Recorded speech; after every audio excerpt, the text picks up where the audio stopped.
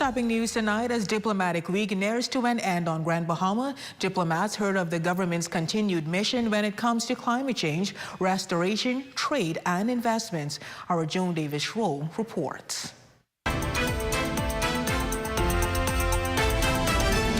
Climate change and investment, a message that the Minister of Foreign Affairs, the Honorable Fred Mitchell, hopes will not only resonate with over 100 local, regional, international diplomats, but leaders the world over. The number one policy issue for the Bahamas is climate change. We must get to work in an open and transparent way to address climate change.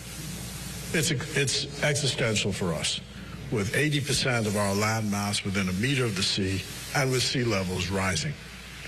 Here on Grand Bahama, the highest point on this island is 48 feet above sea level.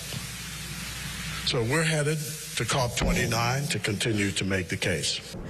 The Minister for Grand Bahama, the Honorable Ginger Moxie, underscoring the government's commitment. On the climate front, we are recovering and rebuilding after the devastation caused by Hurricane Dorian.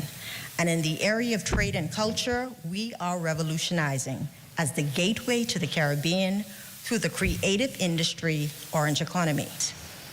And thanks to the great work of the Honorable Philip Edward Brave Davis and his team, Grand Bahama is on the move. The Prime Minister, the Honorable Philip Brave Davis, reaffirming the government's commitment not only to Grand Bahama, but to giving global prominence to climate change, trade, and investments.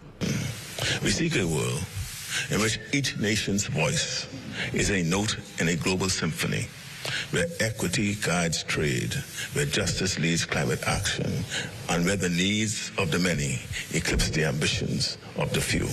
The Prime Minister stated that the goal of expanding to global markets is to ensure that every Bahamian prospers and that the country continues to strive.